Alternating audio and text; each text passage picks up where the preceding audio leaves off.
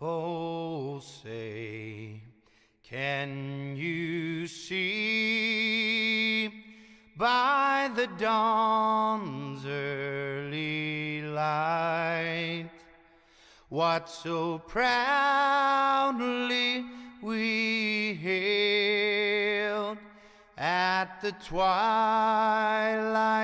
last gleaming, whose broad stripes and bright stars through the perilous fight o'er the ramparts we watched were so gallantly streaming, and the rockets' red glare, the bombs bursting in air, gave proof through the night that our flag was still there. Oh, say does that star-spangled banner yet wave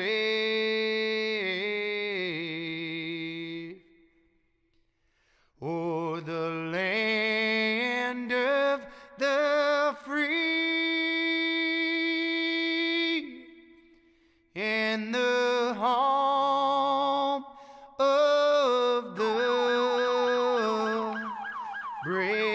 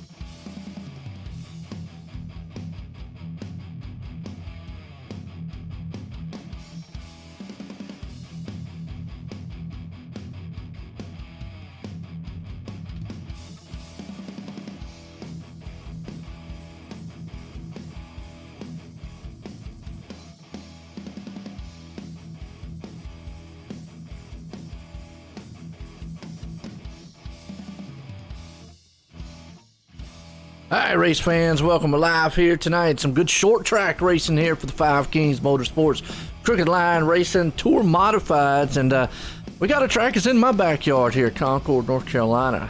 It's, me and Tanner were sitting here talking. This is a very, very unique track. It sits in between the actual, Concord Motor Speedway, the drag strip, and the dirt track that's down there too. But it's just what you're going to see tonight, folks. Is you really got to drive this track to be a short track like it is. It is a very tough track to kind of tame, but nonetheless, we're in qualifying here tonight. We've had a good one so far. Looks like Brad Carpenter's man up front right now, but Tanner, this ought to be interesting. Tell you what, I'm excited. I'm nervous. I'm about every emotion you can be right now coming into Concord. I think we had the drivers capable with the talent. They can put on a good show here for us tonight. We had a good race last week at Phoenix. We were talking offline a little bit, me and you, and discussing a few things. And I don't know, Joe. I am excited to come in here tonight. I mean, we got Brad Carpenter putting it on a pole with a 15.550. And if you start scrolling down that qualifying list, I mean, our top 10 drivers are only separated by 2/10. So that tells me these drivers are going to be on top of each other all night. So you could see some good side-by-side close neck race.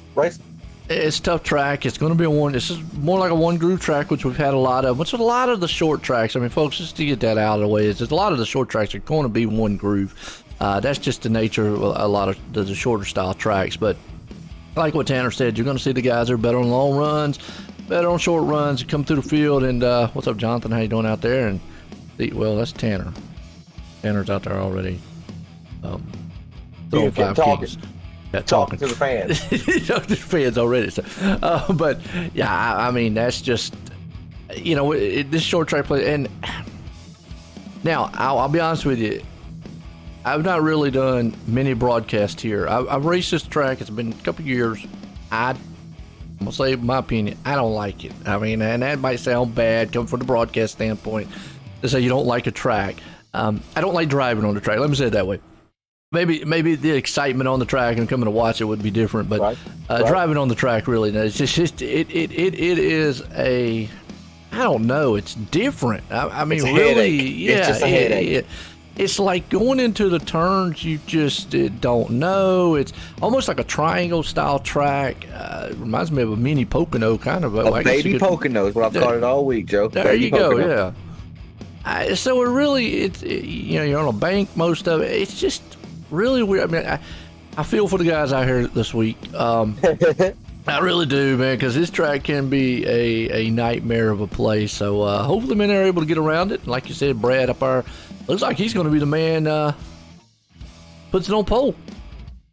Yeah, I mean, these drivers, they know they get their first 5 minutes at their lap, and Brad came out here with a 15.550. We actually got Mr. Brad Carpenter, number 31, up in the booth right now. Brad, this is Tanner and Joe in the booth. You got a copy? I got you guys. Brad, I've raced with you in officials. I've raced with you in many, many league races from Monday nights, Tuesday nights. It's safe to say you're a Crooked Line veteran, but if I'm not mistaken, is this your first pole since you've joined Crooked Line Racing? No, I got a pole last season at Irwindale. Okay. But no, this is... I usually can qualify pretty well, but today it just seemed to work out, so it's all good. You had a fast lap in qualifying. I mean, a fast lap in qualifying. You had a fast lap in practice coming into a track it's a little bit different than what we normally race on. Now, granted, it is a short track, but man, this is one of the weirdest short tracks we'll go to. So coming in tonight to Concord, are you how you looking forward to it? Are you looking forward to it? Do you like the track? What's your thoughts? Well, I'm looking forward to it being out front because I bet there's going to be chaos in the back, but I hope not. You just got to feather the throttle through the corners and stuff and know when to brake, and it's just it's kind of like a timing track. Right. I understand it. Well, Brad, I will send you back to your race team. It was good chatting with you. I love seeing a league veteran get up here and get up in the booth with me, put it on the pole. So we'll say congratulations to you, and maybe we'll be here at the end talking to you, buddy. Hopefully at the end is where you'll talk to me. Thanks, guys. Yes, sir. We'll be here. Notice something here real quick before you go to the next guy. Is some of the guys who have been doing very well or didn't qualify very well, Thomas Axiom comes to mind back there in the back. So, I see that. So Thomas might have Axiom, a new winner here tonight. So Right. So Thomas Axiom, I don't know if he just didn't qual because he knows he's going to the back or what, because if you do recall, the winner in this series, previous week's winner, automatically goes to the back. And there's a lot of people out here, so that's going to be something to watch. That I'm pretty sure it's the 13 machine, if I do recall. Yeah, the 13 machine of Thomas Axiom. That's going to be a driver to watch trying to come up through the field. Absolutely, yeah. Looks like Murphy is here with us, so. But I mean, you're right. I mean, you got guys like that, and we got to go back to how hard is it going to be to pass this track? Very hard, very, very hard. I mean, you probably will see a little clusters as the run goes on, if it gets like really spread out or something. You know, guys are making a pass here and there, but I do not feel like somebody's going to come flying through the field unless they're on new tires, obviously. But so qualifying to me here is very important. I mean, and you got to look at fast guys like we talk about Thomas. I mean, I hate just to bring him up there because there's many fast guys here, but yeah, you got to talk about guys like Thomas who's going to start in 19th. That is a uphill battle for him. Not to say he can't get it done because he's got plenty of time, but boy, I'm gonna tell you what, he's going to have his work cut out, and got to be that word we always use: patience. Patience. That's going to be the key tonight, Joe. We actually got we got two drivers in the booth right now. We'll go to Zach Murphy. So he's actually starting second tonight, and he led the points all last season. I think he was the favorite from midway through the season. Zach Murphy, it's Tanner and Joe White in the booth. Got a copy? Yeah, I got you guys. So you PM'd me, Zach, I think it's about 3 weeks back, and I follow you on Facebook. We're friends on Facebook, so I watch. But first thing first, I got to ask you, how'd the vacation go? You went to the, where'd you end up going on vacation? Oh, we went out to Colorado, me and the family. So yeah, that's what I thought. Great. Good times, beautiful country out there. Oh man, so I drive for a living, you know, so I've seen a lot throughout my time, you know, and Colorado is beautiful out there. Getting out there is a little rough, so I don't know if you drove or flew. I'm not sure, but either way, we flew out there, boss. Yeah, right. So then that's the way to do it, right there, brother. We're kind of running a little bit low on time. We stretched it out a little bit, Zach. You put it in second on the board with a 15.584. You missed a few races, so coming in tonight, I'm sure your head's forward. You're just trying to get a good point tonight, right? Yeah, you know me, I'm always digging. So yeah, happy to be up in the top three and out of the carnage. Well, hopefully there's not carnage, but this track's tight and it's loose out there today. So hopefully we'll be able to keep it up front and stay out of everything and be able to talk to you guys at the end here. I will apologize right up front to you, Zach. You're a league veteran, so you know I'm gonna shoot you straight. We struggled building a setup for you guys this week, buddy, and it's just hard. We'd get it set up for turn 3 and have it terrible in turn 1. You know, it was really, really hard. So we finally got it to drivable at least, and you know, I'm hoping it's okay for y'all. We'll be up here in the booth, maybe talking to you at the end, Zach. Yeah, they usually come in, so hopefully it'll tighten up a little and we'll have some good racing out here. Thanks, guys. Good luck, buddy. All right, Mr. Joe man. White, we got about a minute and a half left. I got Mr. Jack Brown in the booth. Jack, this is Tanner and Joe in the booth. You got a copy? Yeah, I got y'all. Sorry for making you wait so long, Jack, but these are two men. Joe likes to talk, I like to talk, so we put on a show for these fans. We just get to talking. We don't even realize time. We have fun, you know? Time goes by fast when you're having fun. Yeah. But Mr. Jack, you raced with us last night, I'm pretty sure. And ran pretty good, you know, and then you come out here tonight and you're putting it P3 at Concord. Are you a fan of this track? I know this is one of them tracks that's you either love it or you hate it. I am kind of a fan of this place. Kind of like how tight it is, how racy it is, and yeah, I like it. Well, I guarantee you we could poll all 19 drivers, 20 drivers, however many drivers we have out here, and there'd be a lot of them that said this wasn't their favorite. So it's He's pretty the first cool. one just said he liked it. Right, that's pretty cool. You said you like it, Jack. Yeah. I tell you what, we got about 40 seconds, buddy. We will be here calling the action. I know you boys are gonna put on a show up front. You do every week. I'll tell you good luck, and maybe we'll be here at the end talking to you. Yeah, thank y'all. I would like to be in here. That'd be nice. All right, buddy. We'll be here, buddy. I'll be rooting for you. Yeah, thank you. Well, Mr. Joe, you can tell he wants a good finish. You could hear it in his voice. He even said he came out and said I would like to be in here. And you know, to be in here, what's the key to getting to the booth? You got to finish in the top 3. That's it. And I'm gonna tell you, and it's gonna be a tall order here tonight. And again, I got, you know, everybody wants to see, you know, flag, green style race, but you know, this track, you just got to be patient, got to be careful, and I know we got that competition caution now, lap 50, 125 that shakes it here. up a lot. That shakes it up a lot. Got to be the leader. If you're the leader at that time, you got a big lead. Is his name? If you got a big, let's say Carpenter. If he's out front at that time, he's got a big lead. You got to think about that in the back of your mind. I got this huge lead. It's not like the race is going to go on that competition caution is going to bring that second place driver. So I've got to keep that in my mind. How do I get that lead back? How do that huge lead back after that caution? Do I make the pit strategy going for 4 tires? Because we talk about that. 2 tires a lot of times is what these guys take because pit stops take so long. Now, before I say that, I remember in the first week, we talked about pit stops being like 45 seconds or so. And then all of a sudden they became 23 and 25 for 4 tires. So I don't know if they jacked up their pit crews with some steroids or something, but so, I have no clue. So we tested that this week. Okay. You can get 4 tires in about 23 to 25 seconds. That depends on how you get in your box. Okay. It does seem that if you get in your box a little off, if you're not really straight, you'll be in that 25-second range if you just take 4 tires. But now, Joe, this is the kicker. If you try to add, say, 8 gallons of fuel, that's where you see that 40-second stop come into play. Okay. Well, then that makes sense then. Yeah. Now, let me ask you a question as far as fuel delivery, because I've asked this, we all know NASCAR, it's basically a gravity-fed style tank. It puts it in pretty fast. And then, like GT3s or Indy cars, it's almost it's not a gravity style fed, it's like mechanical or something, I don't know, but it takes slower to put the fuel in. How is the fuel delivered here on these? Because you just mentioned that. It's interesting you say that because obviously it's got to be slower fuel delivery. Or is it like what they do in Indy? They put the tires on first, then the fuel?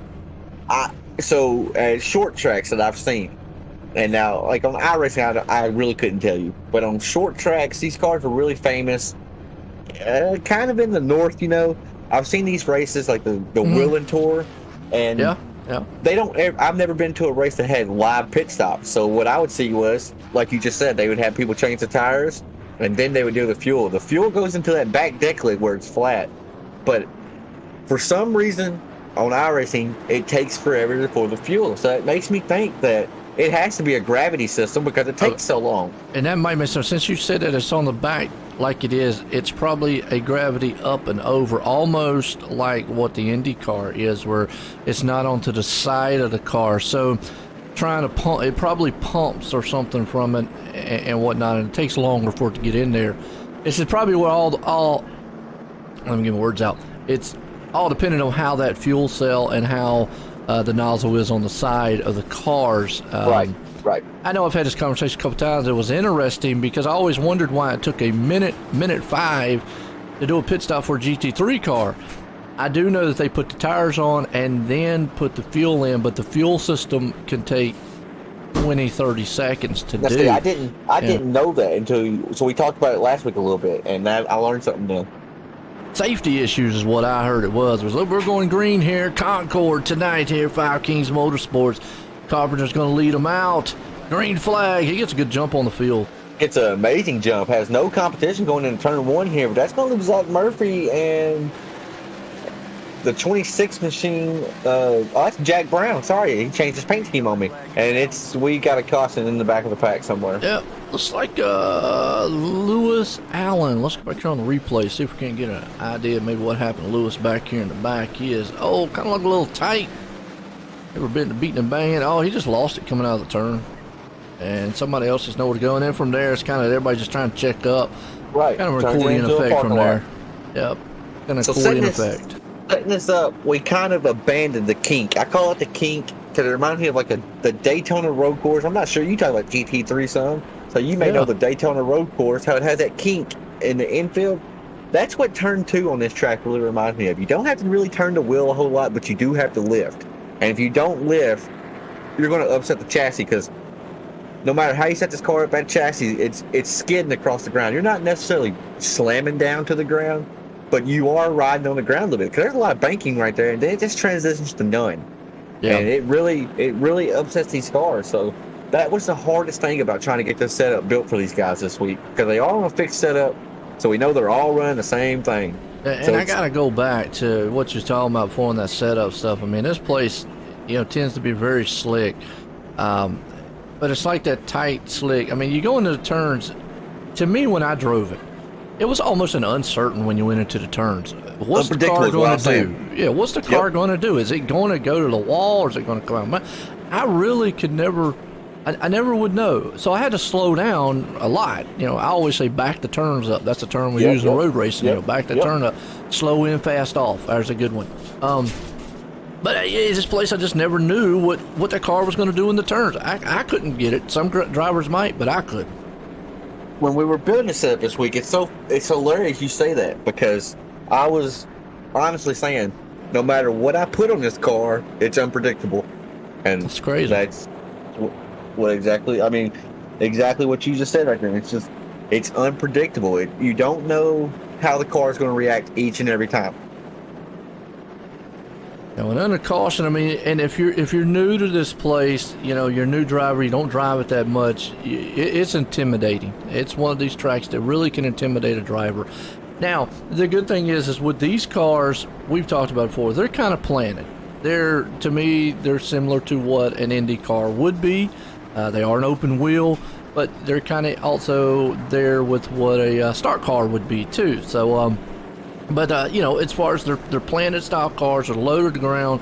I would go as far as saying maybe they're stiffer style car, because you don't have all the suspension mechanics and everything else as we go back green. But so that might be a little bit of a what's the word I'm looking for? Calmness or whatever to calm your nerves as a driver, but still treacherous here as we go back green, and man, you can already see them. Everybody's just trying to get single file right now.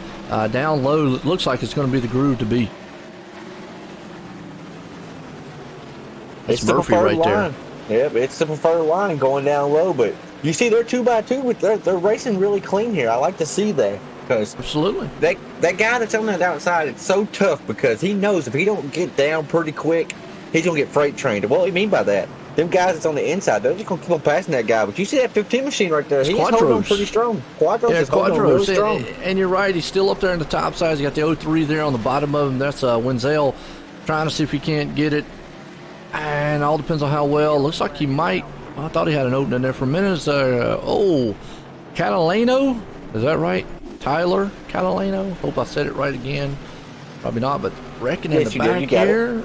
Let's see what happened to him. He's in that white machine. Oh, looked like the pink car. Thought he was clear.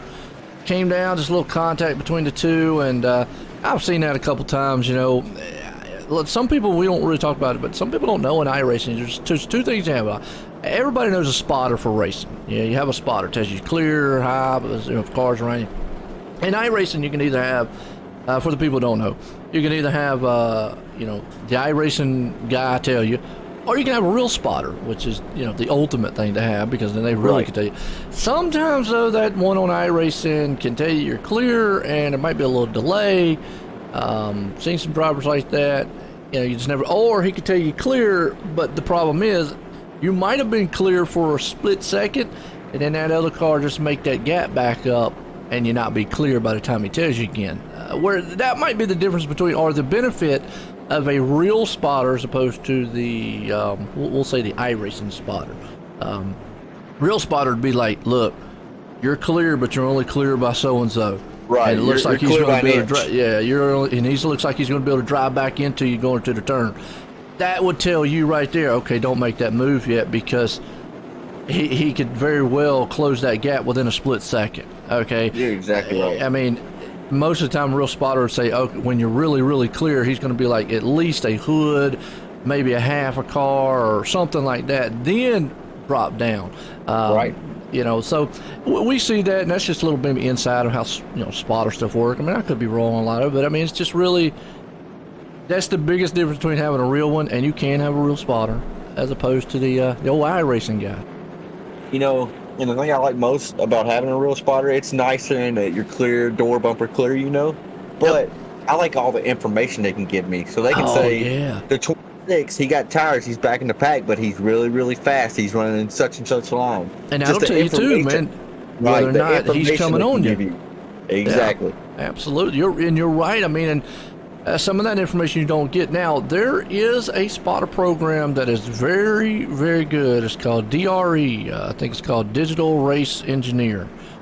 Guys, if you're out here, if you're any of you guys listening or listen to the broadcast later on, look into that. Check into it. It's called Digital Race Engineer. It's called DRE.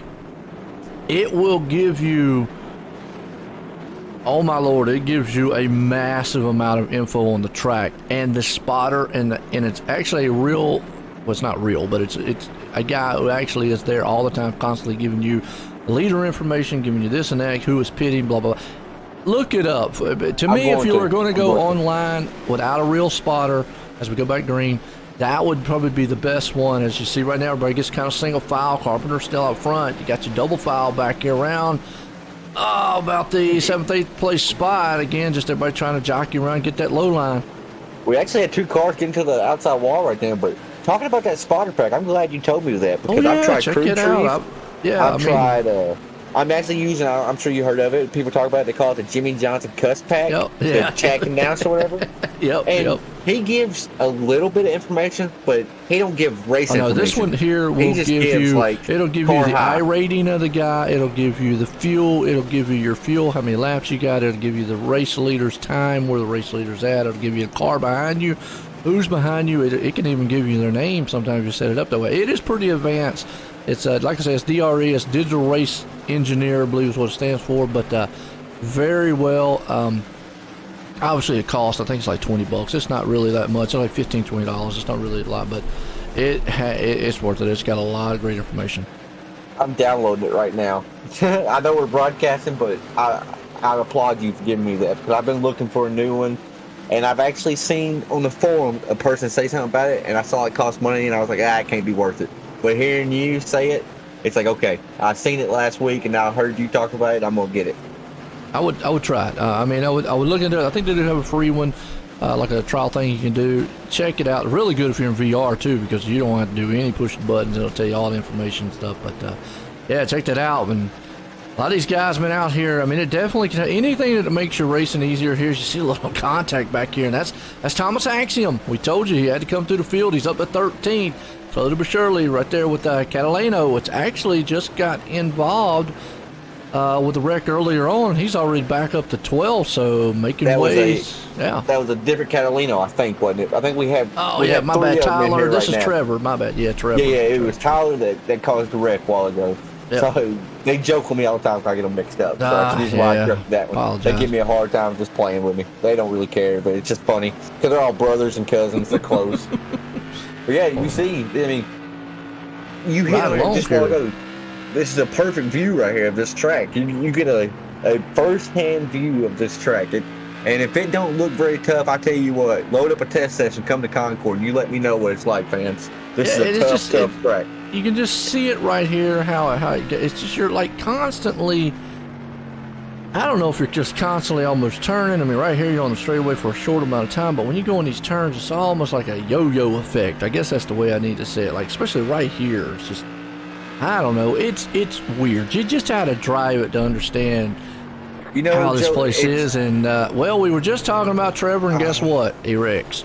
That's the commentary curse right there, buddy. We were just sitting up there just talking about him, and there he is. And as you pull up the replay, what you're saying right then is spot on. In this track, he pulled off for some reason. Why did he pull off?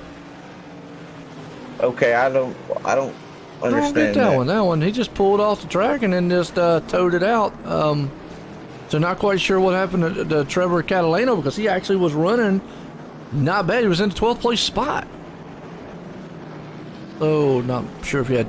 Hopefully everything's okay at home or something, but there's something going on. There is something going on. He had to get off. Okay, I understand.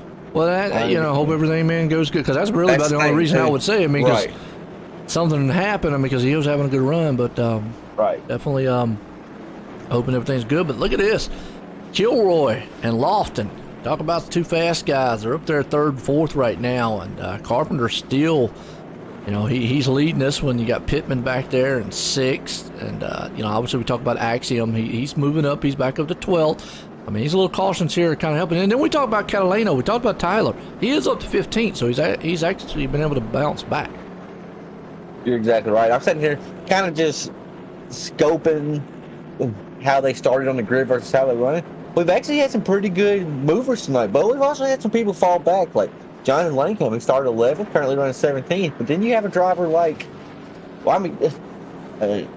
Axiom started 19th. He's up to 12th. You got Mike Klein started 14th, up to 9. So although this track is hard to pass, like you said, these cautions help these drivers, because if you do get stuck in the back, if you're bunched up with these drivers on a restart and you're faster than them, shoot, man, sometimes you can pick off 1, 2, maybe even 3 drivers a lap.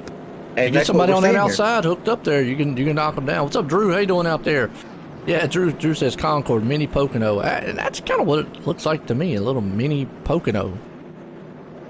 Oh, this is awesome. So we got some people out here watching. Keith Mack, I'm sorry you couldn't make it. What's up, Keith? He was he came out here and did some laps, but I think he got disqualified or hit the wall or something. You know, in iRacing, if you scrape the wall, getting instant points, it won't count your lap. I think that's actually what happened to Keith. Keith, you can verify in the chat, brother. Chronic, what's going on? Good to see you out here. Langley. What about Langley? I don't like Langley either. So Don't like Langley, yeah. So, I mean, they know we're a short track division, right? And after we've done this series, this is, I think, the fourth season, correct? And we have to add different tracks on there. But man, I tell you, I don't like Langley. I don't like Concord. I don't like Bullring. The tracks are just too compressed. They're too small, you know? Well, imagine it, like we've talked about this before. Imagine if they ever put Bowman Gray on iRacing. Oh my Lord, that would just be wild. I hate Bowman Gray because I feel like it's like WWE racing. It is. But man, I tell you, it's exciting, and you know what? They pack the stands every week. They do, man. People love it. They know what you're getting when they go there. Go back green. Carpenter gets a good jump. Let's see if Kilroy, he was in that inside, and we talked about that outside. So now you saw what Brown did instantly when that door opened. He dropped back down because he knows. We got a guy standing in the back. Pittman. Pittman was up in the top 10. I tell you what, Joe, he's not happy. There were some drivers. Well, let's see what happened here on the replay. See what happened to him. He's in that 8 machine right there. He's kind of in a little bit of cluster. Looks like the 03 from behind. I'm not sure. Kind of maybe got into him. Kind of got him in the quarter panel a little bit. Not a lot. Not really a lot of contact right there. I mean, those guys were just all on top of each other, and we've said it before. Cautions breed cautions. Basically, that's the old saying. So, and that's what we kind of thought here. This track, I really would say.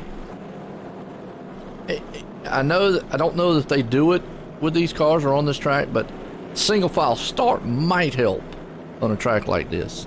I don't know if that's something that iRacing does, because it's just such a narrow one groove track, especially going in those turns. You are exactly right, and it's actually funny that you said that about single file, because I literally just typed out in the chat, drivers, we will go single file if this don't shape up a little bit, because I think it will help. It's not to say the drivers are bad or anything, but this track here is really just one of these. It's just one of these tracks, really. It's tough, and when you put them side by side, everybody's wanting to get to that low line. The car's not acting right on that high line. The guys on the inside, as we go back, green here, the guy on the inside is trying to fight that machine to not have to ride up the track, get into the guy. I mean, it's just one of those deals. As Carpenter's still the man out front. Green flag. Look at that. Yeah, he got a good jump with him. Wow. That's the first time tonight that second place has even challenged the leader going into turn 1. That's going by that 26 machine. I think that's Jack Brown, if I do recall. Jack Brown's going to get to the inside of Dog. We actually got some racing up front here. Yeah, we do. Well, Kilroy right there got a good jump with Carpenter. Looks like Carpenter didn't get the run he wanted on that restart. Here comes Kilroy to the outside. You see the 26 got on the apron, and that car got awful wiggly. Upset it just a little bit there. Brown did. Got to watch out for it, but good battle for second. It looks like Carpenter's struggling this time, and a little bump and run. There you go. Hey, 23. That's it can happen here. To get there. It can happen on a place like in there you go. Now, I'm gonna tell you, them guys are getting down there on that apron. And I think that was Zach Murphy. Yeah, we just saw it. I think it was Zach Murphy, I believe, wasn't at 22, and then a little contact between the two. Well, boy, I'm going to tell you what, that was some driving to not make that a big wreck. That's crazy, because there was 3 drivers that screamed heads up right then. Oh, we got a wreck going right. It's a 13 machine. Thomas Axiom, and he takes a hard lick in the driver's side door. Right in the driver's side door. Go back on the replay here and see. He's in that 13 down low. Car in front of him kind of got a little wiggly. He might have had to check up, is what I'm thinking. And then the car behind him just bumped him. And then, like you said, just the other car there just not been able to know where to go. I think that's Tony Quadros. But yeah, it looked like there was a car in front of him that was kind of going sideways. I'm going to say Tony or Thomas had to just kind of check up a little bit, and you're on top of each other. Got to have those reactions, and the guy behind you just can't get checked up fast enough. You're exactly right. I mean, it's just a tough break. Thomas is trying his hardest to get up to the front, and I don't think he did anything wrong there, Like you said, he's kind of checking up for the guys behind him, and you seen what happened. Good one so far. Like I said, Carpenter out front here, and if anybody's loving the cautions, it's going to be Carpenter. But now that last restart, he didn't get going like he was, and that car did not look like it had been the last several times. I mean, Kilroy was able to get up beside of him, and then he was able to actually, because he had the inside lane, was able to walk away, but he wasn't able to get away from those two guys behind him that time, not like he was in the past. So I don't know if maybe those tires are going away, or maybe these cautions, can affect the tires, the cold, hot cycles here. Probably. I would say probably, because we know this new tire model iRacing has. Mm-hmm. It's actually a good tire model as far as physics in real life, because in real life, you don't want your tires going cold, hot. That's a heat cycle, And that's what's happening here with these drivers. They go out there, they do about 5 laps, get them tires up to optimal temperatures, caution, Yep. That's hard that can be hard on tires, but I just got confirmed from race control. Drivers know this is the competition caution because it came between lap 40 and lap 50. So we're going to who's going to pit and who's not. Right. And I didn't know it, but we've changed it. I seen that Joshua Sexton, my race controller, he put in a command, Joe, and cautions are now only 2 laps.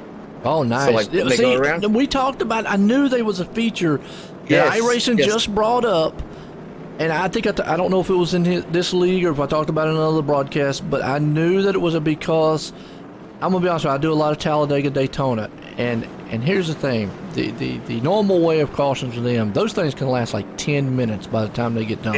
Well, it takes about 2 minutes to go around one lap. Right, so, and it's like 4 to 5 laps. I know they brought it from 5 down to 4, I believe, but it still feels like an eternity. It's still, like you said, an eternity on it, and I knew iRacing brought a feature out to where that the leagues could somehow set it up to make cautions be less laps. So that is awesome to do right there. As we go back green, Carpenter that time got a jump at Kilroy. Wow, I'm going to tell you what, he saved that car. A yellow came out because he was clear sideways. He didn't hit anything. Nobody else wrecked. Let me tell you, let's go back. Watch this. This has got to probably be the save and move of the night. Or if we had a driver's move of the night, this should have been a wreck. I mean, he should have probably taken out a lot. But there watch should have him. been a lot of people right here. Almost got their race destroyed. Goes off, and he's right there. He's one in the white and red. Goes into the turn, got sideways, and held on to that thing, and everybody. And the only reason it triggered a caution is because of how sideways he was. iRacing sometimes funny like that, folks. I've tried not to even figure out how their caution system works, because I've had stuff sometimes that you're thinking, how did that throw a caution? And then other times you're like, how did that not throw a caution? A car be flipping down the straightway, and next thing you know, it don't throw one. It's like, okay. It's all about the racing groove, I've noticed. Like, if they're in the racing groove or what. I applaud iRacing for throwing that caution, because it did. That looked like it was getting ready to be a parking lot. And Good one. I will just got confirmation from race control. Jack Brown, he got the EOL. I guess he kind of got into Dalton there. They're trying to clean it up. And we're going single file restart here, though. Yeah, I didn't see if he got into the back of him or not. I mean, from my angle, it looks like Dalton just got a little loose, but could have been some contact there from not my angle. Sure. I didn't see it, so hey, I'm gonna just go off of that. Unfortunate on Brown's part there. Right. And I always say, the way we see it on the broadcast, way different. Let the admins and the race control do their job out there. I tell you what, that's why, though, that's a prime example of why I cannot stand the EOL rule in any league, because it gets these guys that are driving up front, Joe, they're gun shy. What I mean by that, they're not giving it their all because they're so afraid, well, if I touch that guy, he spins, I'm going to the back, And I'm like you. I like to bump and run. I like to see a driver get aggressive when the time is right. Now, I don't Right, want to see yeah. somebody come out here and just flat out say, okay, you're done. I'm going to wreck you. You know, I don't like Yeah. that. But if you get first and second racing and they start to rough each other up, as a fan's perspective, as a commentator up in the booth, heck, even as a driver, that's exciting to me. Like, that's good, hard racing. And again, you talk about that like that. I mean, I don't get into what the race control or anything is because that's their job to do that. There is circumstances to where it's a racing deal. I'll put my opinion. You know, again, what I say doesn't go. It's obviously race control admin. In that situation there with Kilroy, to me, Brown would, if he didn't get into him before he spun and he got into him right there as soon as he started, there was nothing Brown could do. Okay. Right. But if it was beforehand, maybe that caused Kilroy to start spinning, which again, at the angle I saw, I didn't see it. They came over, and that's what yeah. they said that he hit him in the right rear. Granted, Yeah. I don't- watched the replay, but I had your same angle, so I couldn't really see. So either way, I mean, it's a bad deal on Brown's part, and like I say, the race control, they had the final word. So there you go. You got to go off what they got. So we go back green, Carpenter, Lofton, and you got Kilroy right there. Kilroy, I believe. So you call him Kilroy or Kilroy? I don't know what I'm saying. Kilroy. Kilroy. Okay. I don't know why I want to say Kilroy, but Yeah, anyways. I do it too. So no Kilroy, worries all on that. right. Then we got Raymondson right there, but see, all the top guys are all single file throughout. Heck, you got pretty much looks like the whole field about a single file now. It They looks got as if spread that out pretty 31 good. Yes, they did. That 31 machine of Brad Carpenter, he's currently he's leading this train around this small little half-mile track in Concord, man. He's About about two tenths lead here over Lofton. Lofton's staying right there with him. Kilroy's closing in now. My curiosity here now. You can see everybody. Pretty much, this is about what we talked about, how the track is going to go, and you see there. Well, it's about what I was about to say is how are you going to pass, and that's probably how you're going to pass. A guy's going to have to make a mistake in front of you, as the caution flies. Nathan Wenzel, but what I was going to say is basically how you going to make that pass, because Carpenter's not going to give up that inside. Pretty much the guy there in front of him is going to have to make a mistake, and that's kind of what happened to Lofton. As you see, Wenzel just came out of the turn, lost it. So we go back up there. Yeah, Lofton pretty much he ran up, got a run on the back of Carpenter, and got his car a little bit shaken up. Lofton did, and he had to probably get out of the throttle, and that allowed Kilroy to just zoom on right by him. And that, to me, that's about other than the bump and run that we've been talking about. That's probably going to be the only way I see somebody pass him, because I just really don't think somebody's going to be able to muscle their way to the outside on equal tires. I mean, unless, like I say, the guy like we just saw there with Lofton, who was upset and had a mistake or something. Yep. But even to even, let's say Kilroy, yeah, he might be able to get to the outside of Carpenter. I'll go out on a limb and say I don't feel like he can make the pass even to even. But then when I say that, I'm probably going to get proved wrong. And you know We'll how see. it works. You know how it works when we're up in the booth. If we make a prediction, just go ahead and bank on it, fans. It's going to be the exact opposite. That's right. Yeah, no doubt. So Kilroy right there, he's able to get second. Lofton right there. Those two guys are fast. Carpenter, He's led every lap. he's led every lap. He got a good jump that last time, so he didn't look as bad as the time before. So that time looked a little bit better for him. And I want to throw it in there. Carpenter, he's raced with us for many seasons, and I do believe now. I don't want to count the chicken for the egg hatches, but if he does win tonight, that'd be his first win ever in any Crooked Line series. So gets another pretty good jump, but Dalton did too, and they got that 23. You see the 23, he closes the gap, but Dalton's right there on the back of the 31 I think machine. these single files are really going to help him, calm down a lot. Really has helped him right now. And there you go. Now that's Dalton him. gets it to the leader. He did. Brad's not able to save it, and the cars are just piling in.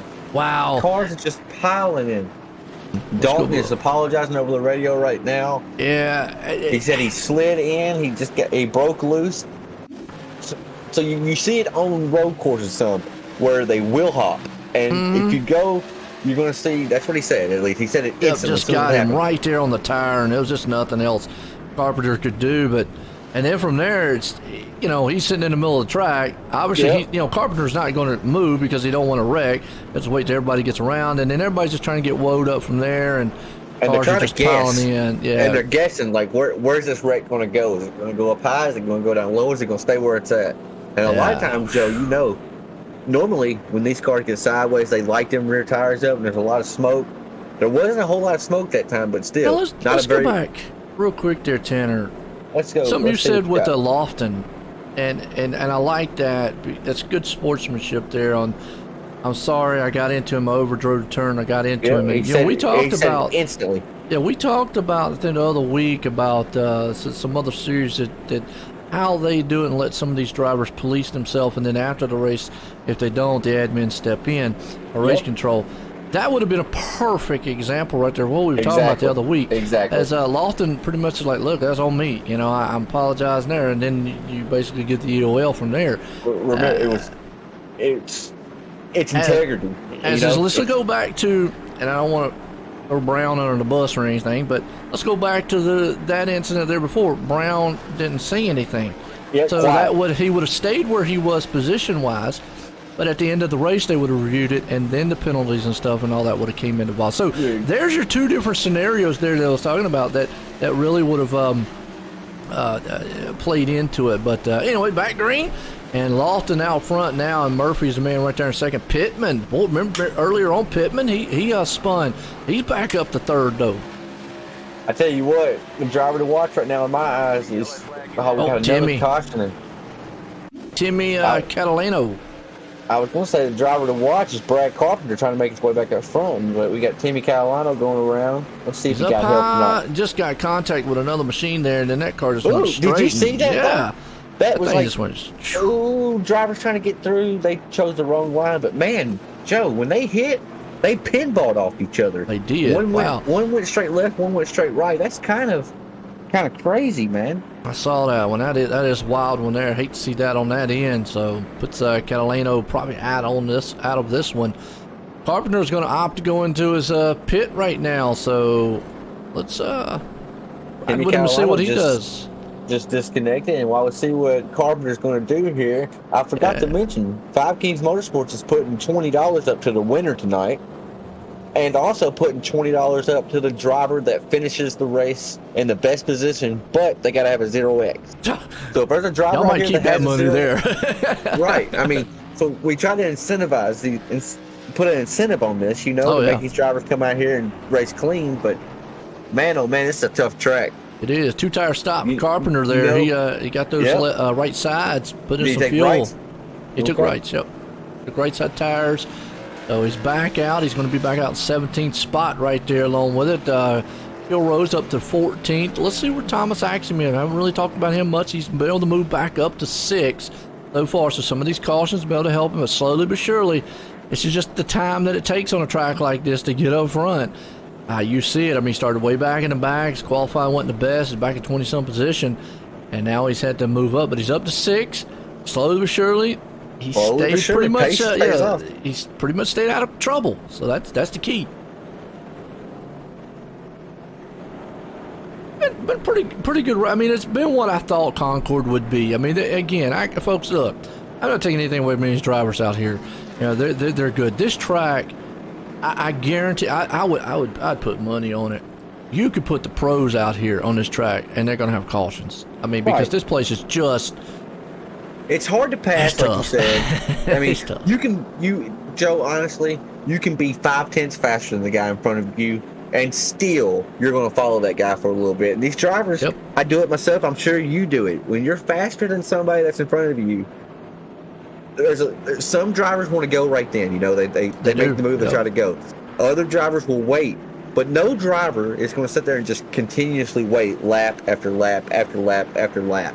At some point, you got to make the move, and that's what I was alluding to before. That one caution is how do you make that move? Because this place is really tough. Right. And I still go back on the fact of you're not going to see anybody just bully their way to the outside here, unless that car on the inside is having trouble or sliding or something like that. But I think the inside groove's where it's at. And you see a good battle here for second. Pittman's all over Murphy right now. He is, but Murphy and Pittman, they're trying to get to Lofton right now. So Lofton is he's a new leader, so these guys are seeing something different out their window other than a bright green machine of Brad Carpenter. And Zach Murphy, he told us in the interview, he said, I'm going to go all the time. And that's what we're seeing right here. You see right now you got Murphy. Murphy was able to close in on Lofton, and from what we're seeing here, he looks like he's a lot faster. The problem is, again, we go back to Lofton doesn't have to move out of that groove. I mean, that's his groove. So right. Murphy's going to have to sit there and figure out, what do I do without getting in the back of him? Now, I'm going to say some of these guys, we talk about the bump and run, but they've already seen at this place, bump and run might not work here because it might send that car spinning, and that's what you don't want to do. That's not a bump and run, folks. That's a dump and run. Yeah, it's a dump and run. Yeah, so, and it's not that they're meaning to do it, but they're trying to do a textbook bump and run. It's just the way this track is that it just instantly sends those cars spinning. So they might be a little gun shy on doing that. So then you got to be like, well, what do I do? Besides maybe harassing that guy, maybe get him to window drive and slip going into a turn one time. Tell you what, when we first got on this run right here, Zach Murphy looked like the fastest on the track, but I'm starting to see a pattern here with the leader. It seems like they get out in clean air, they're not able to run away from the pack. Nope. But everybody, except for like once or twice now on restarts, has kind of got out to like a 3/10, 4/10 lead. And now, fans, that may not sound like a lot, but on a 15-second track, a 3 to 4/10 lead, I mean, it's pretty good. You're not comfortable by no means, but you got a decent lead where you're not having to mirror drive the entire time, like you said, constantly looking out the back window. Interesting, something we get to see right here is right along with Ed Brown. With these cars, you just don't see this a lot because most of the time you don't have a lot of, I don't do a lot of open wheel stuff, do a lot of NASCAR, but notice how much wheel input he's putting to how much those front tires are turning. Those front tires are barely turning at all. Yep. They're really, the tires are so gripped up that it don't take a lot, really. It don't take a lot. And the main thing I can describe these cars in the turn, Joe, you drive them more with the rear wheels. You're using that right rear. I don't know if you have Fanatec V3 pedals, so if the right rear is ever spinning, it will vibrate. And in these cars at this track, it's constantly vibrating because you're constantly leaning on that right rear. Well, you see in front of him right there, those guys, they're battling slipping and sliding, battling, slipping and sliding a little bit. You see him though here, Brown, he doesn't look like he's fighting the wheel at all. I mean, so that goes back to what you're saying, kind of planted here. As far as the car doesn't look like it's out of shape. Every once in a while, he might fight it right there, but really, he does look pretty smooth going around this track. And it's just curious. It's just interesting to watch those tires. I mean, they just look like they barely are even moving. Something I don't know if we've hit on this or not, but like, if you look like what we're seeing right here, we're in the driver's view. This is what the driver's seeing right now. You don't have a whole lot of visibility, really. No, when you get side by side with somebody, people in VR, they have the luxury. They can turn their head to the right. They can turn their head to the left. Or you got a nice triple setup, something. Right. But I'm on a 39-inch curved monitor. It's a very nice monitor, but still, even that, I don't have the visibility like somebody in VR would have. And that big air filter, the breather right there is in the way. The cage on the right's in the way. It's just, these are hard cars to see out of. And when you get I would say so. Side, not like what you would see in like a NASCAR car where you're pretty good. You're right, with that big hood scoop thing up there in the front, the bars and everything. And it reminds me almost like some of the dirt cars out there. It does. And the right side wheels, they stick out far. And we got drivers cussing each other. There might be somebody got called an idiot right then. Well, Pittman is able to make it around Lofton, and we kind of missed that, but let's go back up here. I'm going to go back on the replay, and let's see the pass for the lead here. As you see, Pittman, I got to say, they might have used that lap car to pit him. No, made a mistake. We were talking about it right there, and you saw Kilroe, he went up high, and then you see Lofton out front in that black car. You know what's funny, Joe? He used that lap machine right there to just drive down, and then they went 3 wide for the lead. And they almost made contact, and then Kilroe came out 4 wide. They're 4 wide at Concord. I'm glad you went back to watch that because that is that was wild. That's a show right there. And we went back and watched that. Man, Christian Pittman came out on top of that. He's currently leading, and I didn't say it a while ago. I told you last week. he's one of my best friends. I'll just be straightforward. Okay. But in the booth, I try to be unbiased. I just try to call it how I see it. But he sent me a text message about, I don't know, it was like lap 60. He said, "Mark my words, I'm coming." And he definitely did. That was a good move, and then solid racing by those guys up there, because that could have ended up very treacherous. But Lofton off the pace. You go back to it, could be tires now. Long run. We've been on a pretty good long green flag run this time, and maybe have used up that right rear that you're talking about, because that car looks like it's off the pace now. I did a couple long runs in this set today, Joe, and man, so you pull into the pits, go into the garage, it'll tell you your tire wear. And my right front, we got a driver actually slow going on the pit road. But Pittman, you might want to text Pittman back and tell him look in his rear mirror. Yeah, right, because he had Thomas Axiom in that 13 machine. Now, reminder, he was in the back of the pack earlier. He started in the back. Oh, Brad Carpenter's around. Brad Carpenter around in the back here, man. Sorry about that, but he's side by side, and looks like side contact with the green card, and he bounced off the green one there of 31. I'm gonna say that's actually Brad. Actually, Brad got bounced off of. I don't know who that was inside of him. Nathan Wenzel and Tony Quadros was also involved in it. So one of those cars was the one that got a little sideways and bounced off of Carpenter. It doesn't look like it hurt him too bad. Was able to keep going because it hit that roll bar on the side. Ooh, boy, oh boy, we got some mad drivers, boy. It's short track. I mean, that's the passion right there. That is the. I mean, I got to hear from. You talking about Keith out there? I know in the chat still out there. Keith, I mean, let me hear. How much of the passion is involved in the short track racing? I mean, I know you're watching it now from a spectator view, and it's a whole different world, Tanner. That's why I like getting a driver every once in a while. I'll get a driver up here, and when they watch a race in the booth with me, they totally understand when I say stuff. They're like, Joe, I see now how you see the things way different than we do on the track. I tell people all the time when they get mad at race control, I tell them all the time, I was like, guys, I'm the same way, because I'm a racer 6 nights out of the week. This is the only night I'm up in the booth with you, And I'm really high-strung. Keith, he races with me almost every night. He can tell you I'm one of the most high-strung people on the team.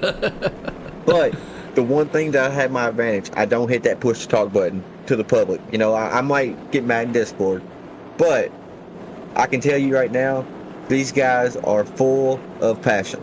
They really are. And even when I raced there, Tanner, you brought something up interesting right there. Even when I raced, I had push-to-talk for like the talk to the drivers on iRacing. Right. Obviously, if I was in Discord with somebody, but I really.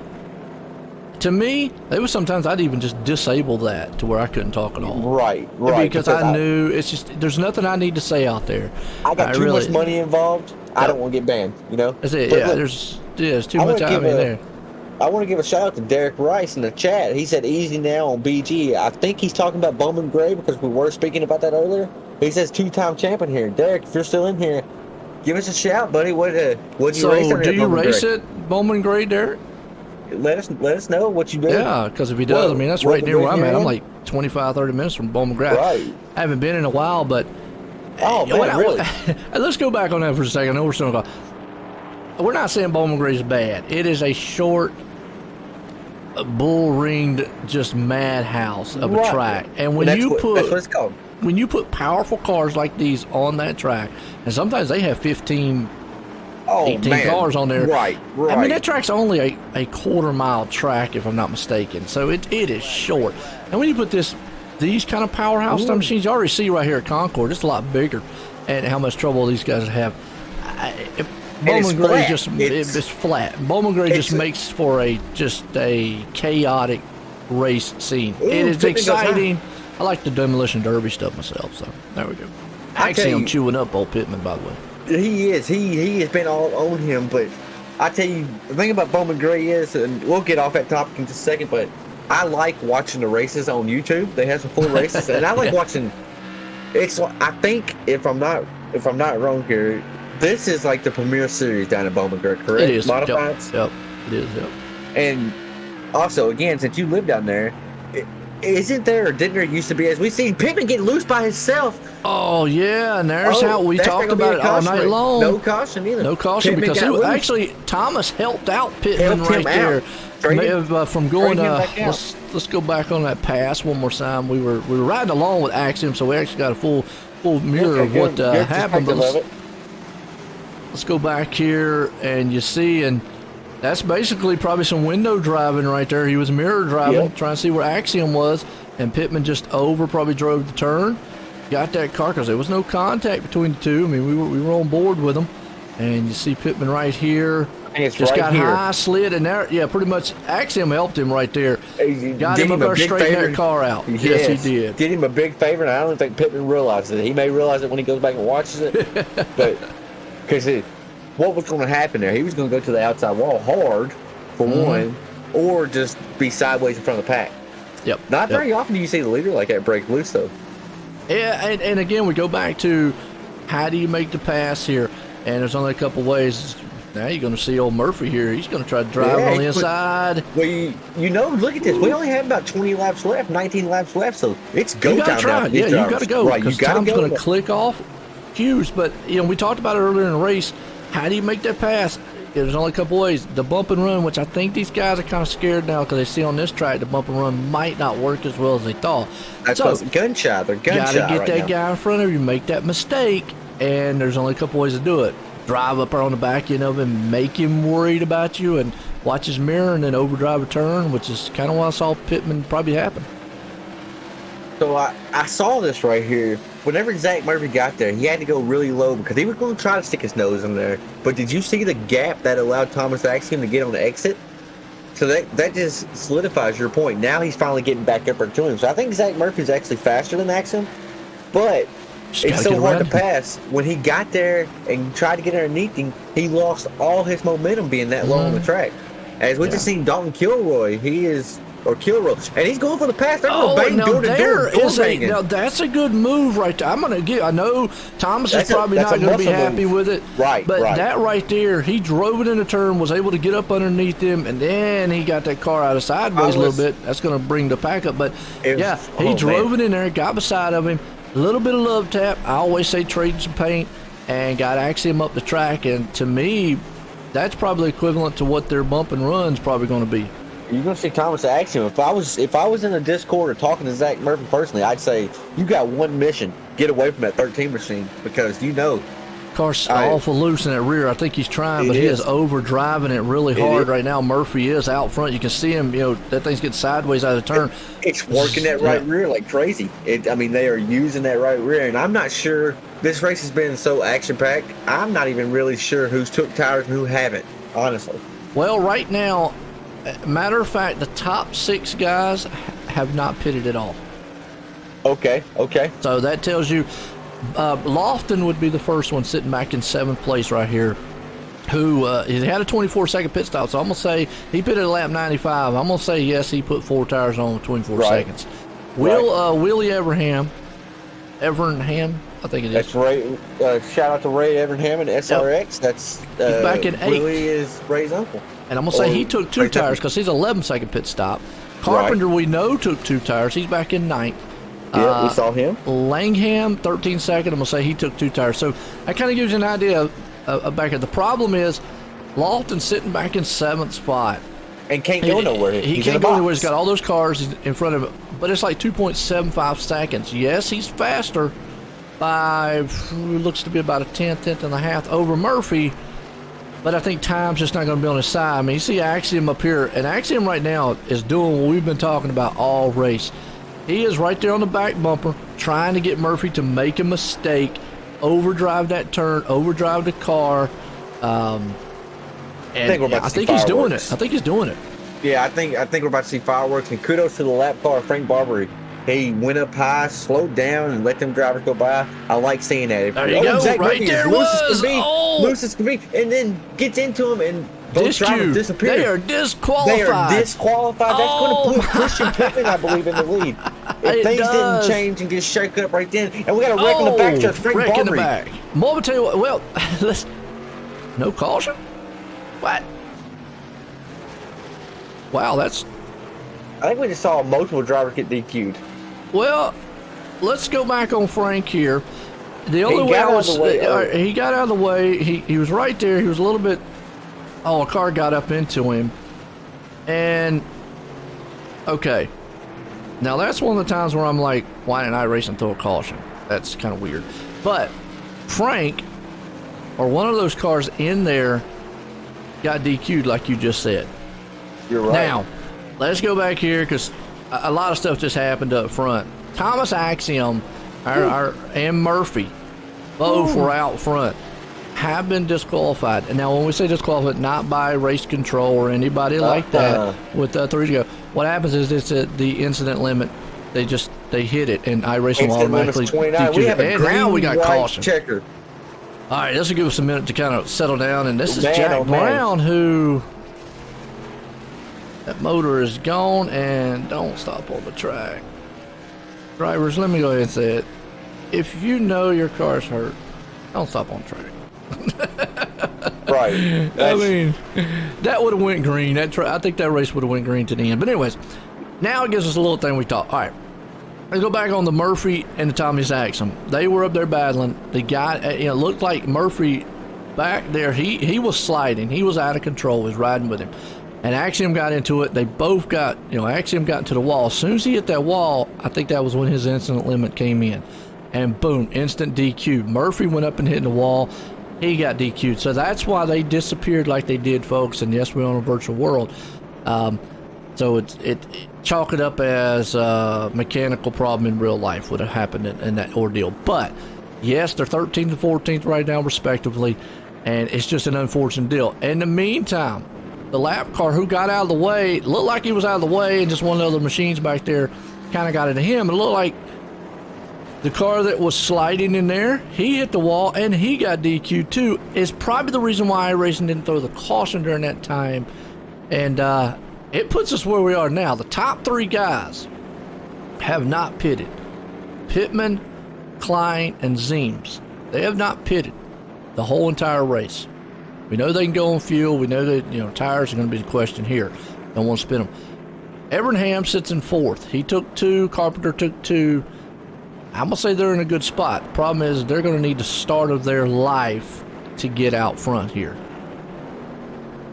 Tell you what, I'm not race control, but I think it would be awesome to see these guys go back double file. Granted, this race has been up and down. It's been a roller coaster race, But I would love to see this thing go double file, green-white checker, because really we've only been here 52 minutes. That's not a really long time for a race. So it has been messy, but we have had some good green flag runs. Not a lot, but like we said when we came in here, as soon as we fired the stream up, we went live.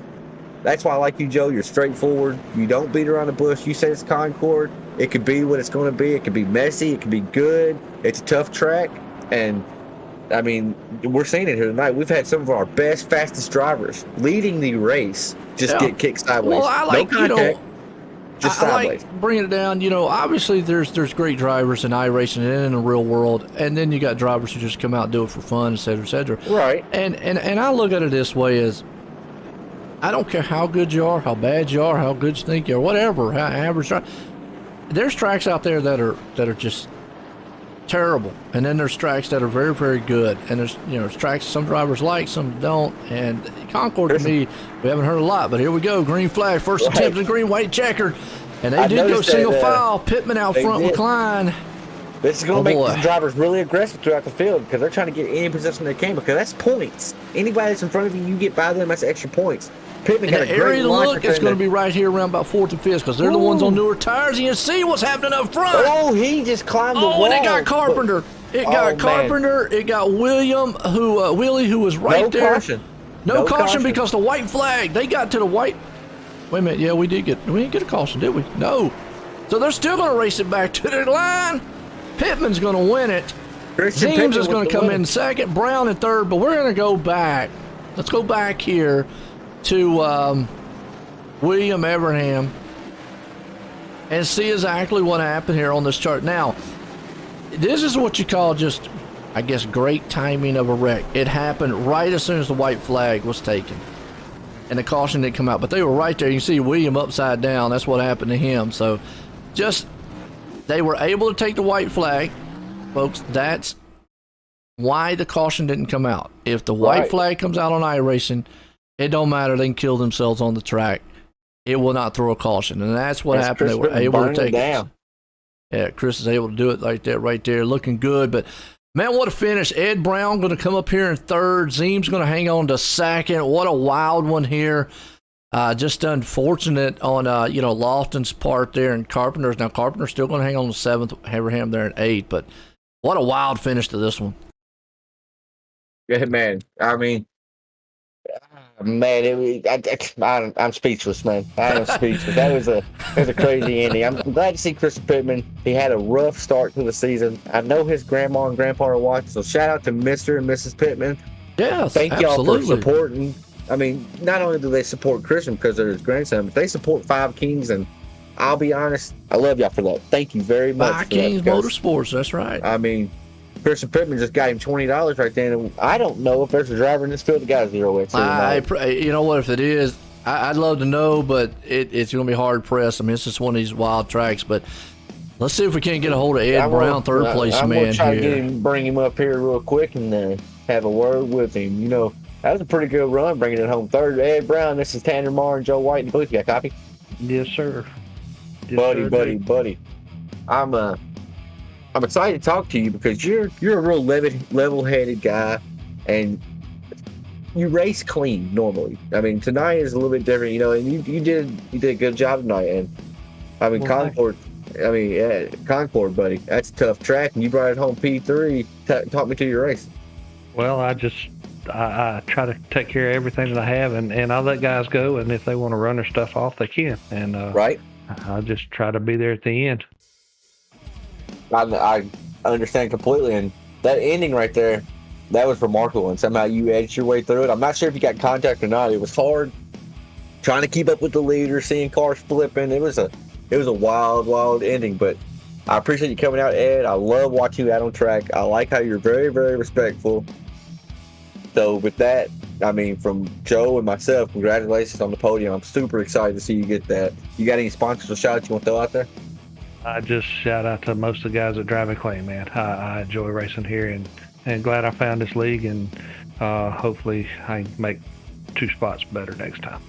I tell you what, Ed, I will be rooting for you like I always have, and I will be honest, we're going to evaluate the roster this week, and we're going to see what we need to do to clean this up a little bit.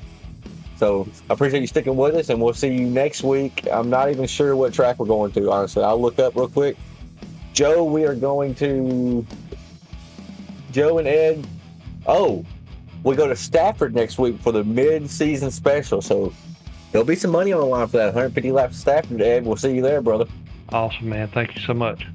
Congratulations on your third place finish. All right, Joe. So my second place runner was Ken Zeems. Let's see if he's in here. Ken Zeems. I don't have Ken Zeems in Discord, so we'll bring up race winner, and I'll give you the honors, Joe.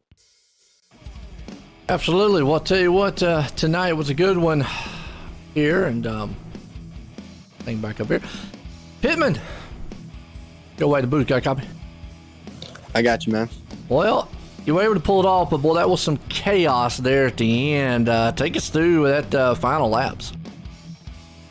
Well, at first, the first big thing that happened was I knew Thomas and Zach were battling really, really hard early there with about 10 to go, and I was fading, but I was kind of trying to give them a little bit of space because I knew they were going to race hard, and when they made contact, they were, out of the race, and we got the lead, and coming out of turn 3 to get the white flag, and the caution came out, so tires got real cool, and on that restart, I don't even know what happened there. I just went down into 3 and turned the wheel, and it just snapped on me, and when it snapped, I came down, and then I thought Mike was going low to go around me, so I went back up to try to avoid him, and he was up there, so we hit, and then he got in the wall and then took him out of the race, so I feel terrible for that, but either way, we came away with a win, but I don't know, it was a crazy race for sure.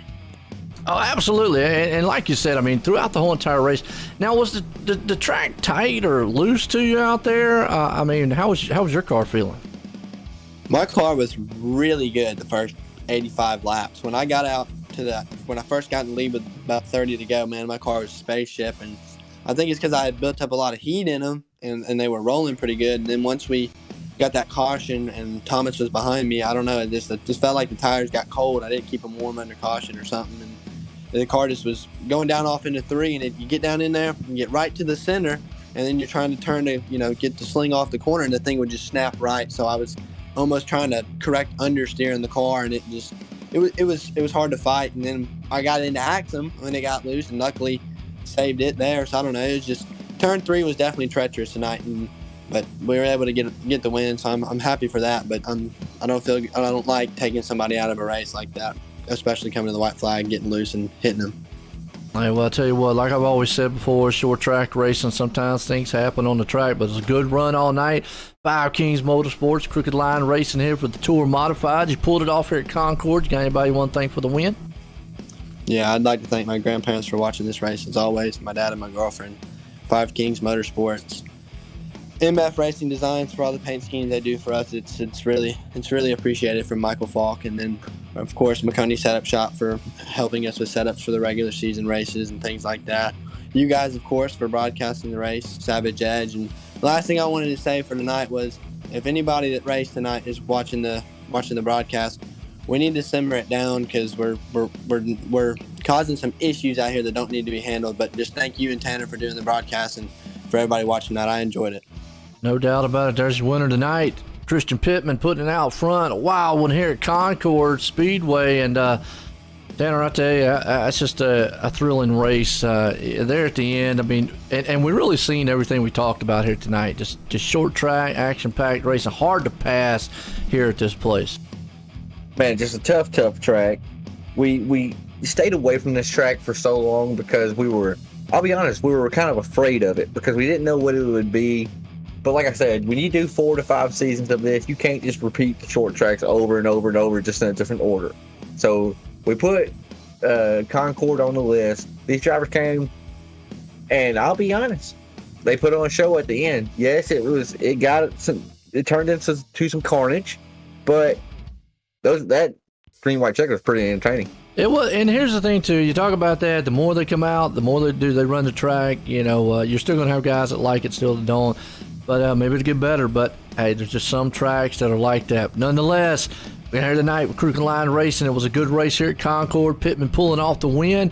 Hope everybody enjoyed it. For myself and everyone, have a good night.